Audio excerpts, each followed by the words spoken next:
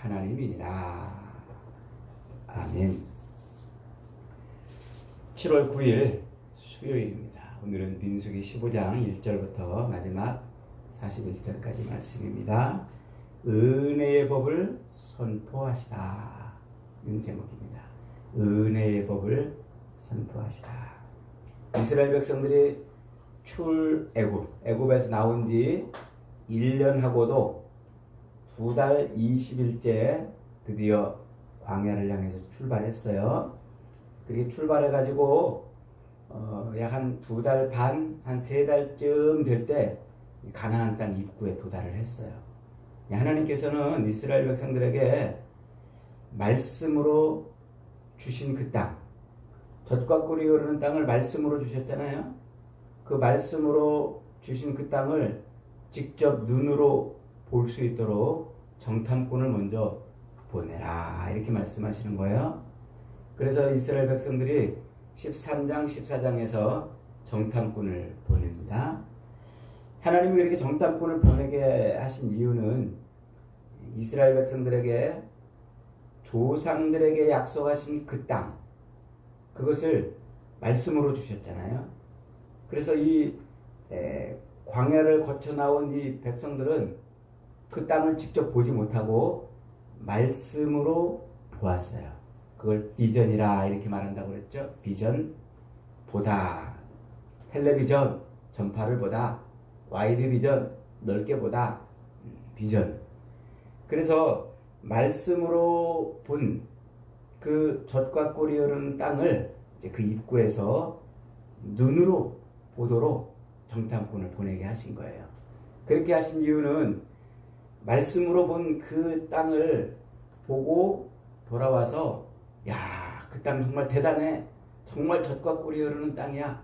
하나님이 우리에게 주신 땅이니까 어서 빨리 그곳으로 가자 하면서 축제로 찬송하며 그 땅에 들어가게 하시려고 그랬던 거예요. 근데 안타깝게도 그 땅을 보고 돌아온 10명의 정탐꾼들, 12명 중에 10명이 그 땅을 악평했어요. 야, 그 땅이 정말 젖과 꿀이 흐르는 땅이 맞다. 맞기는 하는데 거기에 사는 사람들이 너무나 강하고 크고 힘이 세서 우리가 스스로 보기에도 우리는 메뚜기만도 못하다. 거기에 들어가면 우리는 다 죽을 것이다. 이렇게 악평을 해버렸어요. 그러자 그 악평을 들었던 백성들 중에 큰일 났다. 우리 거기 가면 다 죽게 생겼다. 우리 애들은 다 포로로 잡히고 우리는 거기서 살아남지 못할 것이다. 우리가 그럴 바에는 차라리 다시 장관을 하나 세워서 애굽으로 돌아가는 게 낫겠다. 이러면서 백성을 소요를 시켰어요. 하나님께서 하나님의 뜻과는 정반대의 결과가 나오자 하나님이 화가 나셨어요. 그래서 그들을 다 죽이고 새로운 백성을 만들어내시려고 마음 먹었는데 모세가, 아이고 하나님 한 번만 봐주세요. 하나님이 이들을 애굽 땅에 데려가서 하나님의 나라를 만들겠다고 말씀하지 않았어요. 그래서 애굽 땅에서 꺼내 오셨는데 그 애굽 땅에 꺼내올 때 하나님의 그 크신 능력과 펴신 팔로 행하신 일들을 온 세상이 다 아는데 이 가나안 땅 입구에서 이들을 죽이시고 안 들여보내시면, 야, 그 하나님 별거 아니네. 자기 백성들을 가나안 땅에 데리고 들어간다고 애굽에서 끌고 나왔더니 결국은 데리고 못 들어가는 그런 신인가 보네. 이렇게 소문이 날까 두렵습니다. 하나님의 영광이 땅에 떨어질까 두렵습니다. 모세가 그렇게 기도하니까 하나님이 뜻을 돌이켰어요. 그리고서는 그 땅을 악평한 10명의 정탐꾼들과 그들의 말을 듣고 낙담하여 애굽으로 돌아가자고 반기를 들었던 사람들을 그 자리에서 죽여버리셨어요. 그리고서는 하나님이 모든 백성들이 가나안 땅에 들어가지 못하고 정탐한 하루를 1년씩 계산해서 40년 동안 광야를 헤매다가 그의 자녀들, 출애굽한 1세대의 자녀들만 내가 가나안 땅에 들어가게 하리라. 그렇게 말씀을 하셨어요. 그래가지고 이스라엘 백성들이 이제 간담이 서늘해졌잖아요. 가나안 땅을 코앞에 두고 못 들어간 거예요. 그러니까 이 어떤 백성들이 아이고 우리가 큰일 났구나. 하나님 앞에 범죄를 했구나. 그러면서 막 군대를 조직해서 안 되겠다. 지금이라도 올라가자 하고 이제 가나안 땅을 쳐들어갔어요. 그랬더니 아말렉 사람과 또 가나안 백성들이 쫓아와가지고는 그들을 쳤어요. 그러니까 또 걸음아 날 살려라 하고 이스라엘 백성들이 할 수 없이 광야로 다시 도망을 쳐버렸어요. 그렇게 광야로 도망을 쳐서 이제 다시 이제 40년 동안 이 광야를 헤매고 돌아다녀야 되는 겁니다. 1년하고도 죄송합니다. 1년하고도 6개월을 보내면서 왔으니까 이제 나머지 38개월 정도, 38개월, 6개월을 광야에서 이제 헤매야 되는 거예요. 그렇게 광야로 쫓겨와가지고 이제 다시 광야로 돌아와서 광야를 헤매고 돌아다니고 있던 때 하나님이 오늘 15장 이 말씀을 하시는 거예요. 15장에 야 너희들 내가 너희에게 주리라 약속하신 저 땅에 들어가거든. 언제입니까? 40년 뒤에 이래요. 저 땅에 들어가거든 너희는 이러이러한 규례를 지키라 말씀하는 거예요. 그래서 1절부터 16절까지는 여호와께 화제나 번제나 서원을 갚는 제사나 낙헌제나 정한 절기에 소나 양을 여호와께 향기롭게 드릴 때에는 화제로 태워서 드릴 때에는 각 짐승의 종류 순양이나 어린 양이나 수송아지를 일정한 양의 고운 가루를 섞어서 소제와 함께 전제를 부어드려라 이렇게 규례를 만들어요. 전제는 포도주를 붓는 제사예요. 포도주. 그래서 모든 번제나 화제나 소제나 그리고 속죄제 이런 모든 제사를 드릴 때 무엇과 함께 드리라? 반드시 처음 난 그 땅에서 처음 얻은 곡식을 가지고 가루를 만들어서 떡을 만들어서 그 떡과 함께 소제죠. 떡과 함께 포도주를 부어서 제사를 드리거라 이렇게 규례를 정하셨어요. 그리고 17절로 21절에서는 그 첫 소제물에 첫 수확물에 떡을 만드는 것에 대한 규례를 정해주시고 그 다음에 22절부터 31절까지는 부지 중에 지은 죄에 대해서 하나님은 어떻게 용서하실 것인지를 말씀하고 있어요. 그러면서 그 부지 중에 지은 죄와 또 고의로 지은 죄, 그 죄에 대해서는 하나님은 어떻게 다루실 것인지를 말씀하고 있어요. 여기서 이 부지 중에 지은 죄는 저 앞에 레위기 공부할 때 부지 중에 지은 죄에 대해서 속죄하는 규례가 있었잖아요. 여기서 부지 중에 지은 죄라는 것은 그 레위기의 속죄 규례와 같은 그런 죄가 아니고 이것은 얼떨결에 지은 죄. 얼떨결에 지은 죄. 하나님의 법이 있음에도 불구하고 얼떨결에 지은 그런 죄를 하나님이 어떻게 용서하실 것인지. 그러나 얼떨결에 짓지 않고 고의로 지은 죄. 이 고의로 지었다. 이건 히브리어 원어로 보면 손을 번쩍 들었다 이 말이에요. 하나님께 대항했단 말이에요. 하나님을 대항한 거슬린 죄. 그 고의로 지은 죄는 하나님이 어떻게 다루겠다. 이렇게 말씀하시는 거예요. 자, 그러면서 이제 그런 규례를 이렇게 너희들이 앞으로 40년 뒤에 그 땅에 들어가거든 이렇게 지켜보라 라고 말씀을 하셨어요. 그러다가 갑자기 그 광야를 헤매는 도중에 안식일 날 어떤 사람이 들에 나가서 나무를 하다가 걸렸어요.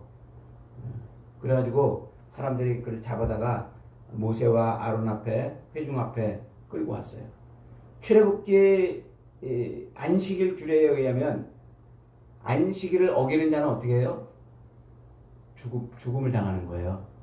근데 그때 어떻게 죽는지, 어떻게 죽이는지를 아마 이렇게 말씀을 안 한 것 때문에 안식일을 어긴 사람을 어떻게 처리해야 될지를 사람들이 잘 몰랐던 것 같아요. 그래서 모세 앞에 데리고 왔더니 모세가 하나님께 묻습니다. 하나님, 저 안식일을 어긴 자를 어떻게 해야 됩니까? 그랬더니 그를 회중들 앞에서 돌로 쳐 죽이라.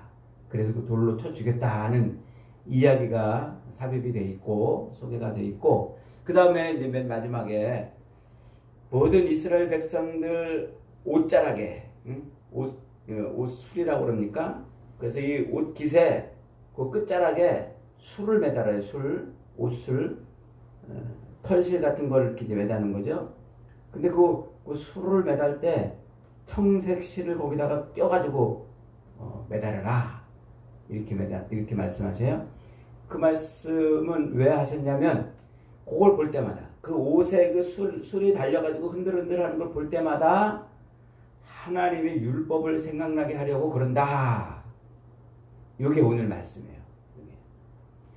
느닷없이 하나님이 광야로 쫓겨나가가지고 이제 다시 광야 생활을 해야 되는 백성들한테 38년 뒤에 일어날 일을 갑자기 규례로 말씀하시는 이유가 뭘까요?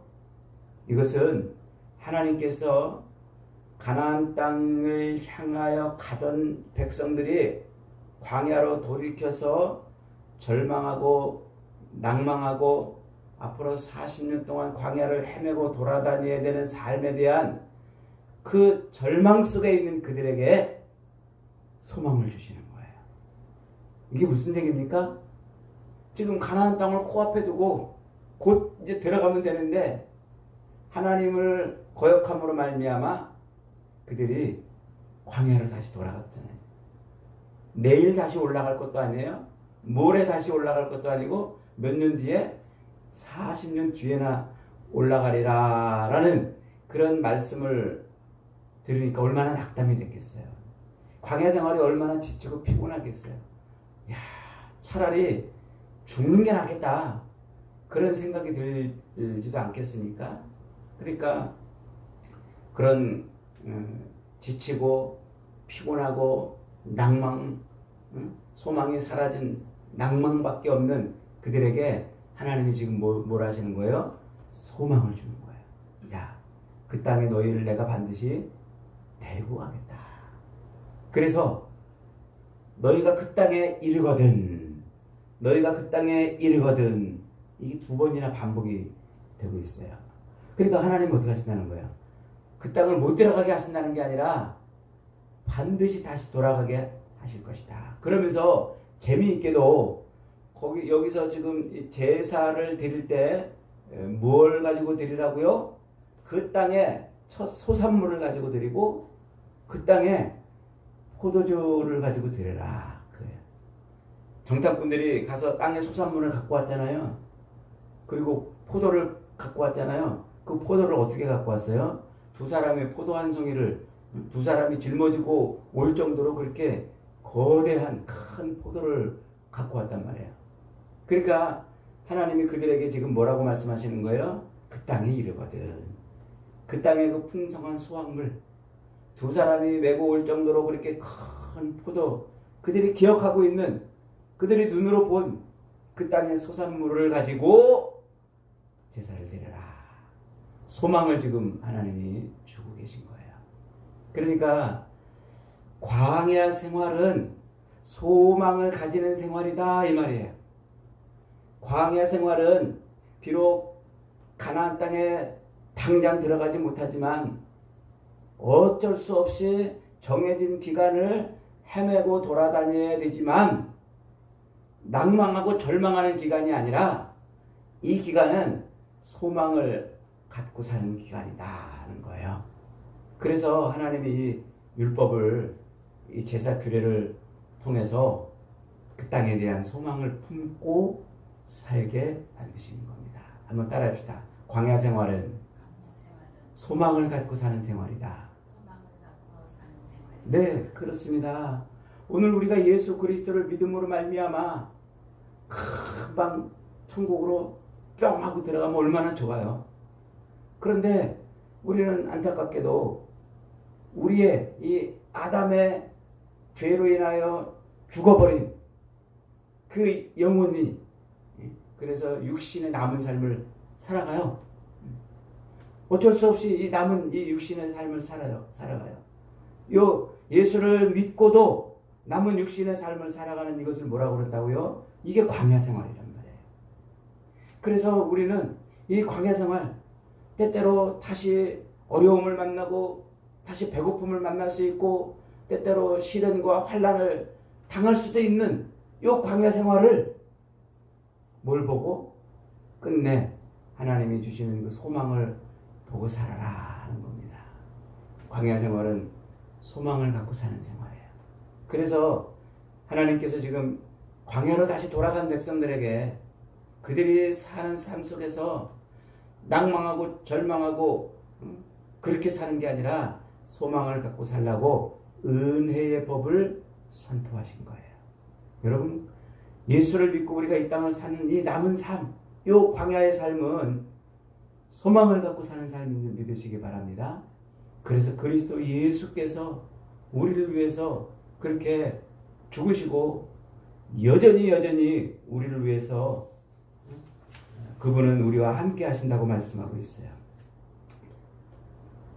로마서 5장 8절에서 사도 바울은 이렇게 말합니다. 우리가 아직 죄인 되었을 때에, 육체로 있을 때란 말이에요.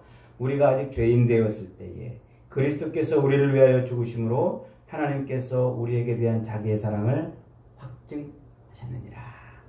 그리스도 예수를 보고 소망을 갖고 요 남은 광야 생활을 살아가는 것이다. 인 것입니다. 사랑하는 여러분, 낭망하지 마세요. 절망하지 마세요. 다시 광야로 돌아갔다고 원망하고 불평하지 마세요. 다시 이 광야에서 먹을 것 때문에 고민하고 비바람 때문에 어려움을 당할지라도 낭망하지 마세요. 이 광야 생활은 뭐하며 사는 삶? 소망을 가지고 사는 삶. 그리스도 예수 안에서 우리에게 주신 이 소망으로 멋지게 이 광야 생활을 마무리하는 저와 여러분이 되시기를 주님의 이름으로 축복합니다. 아멘. 말씀부터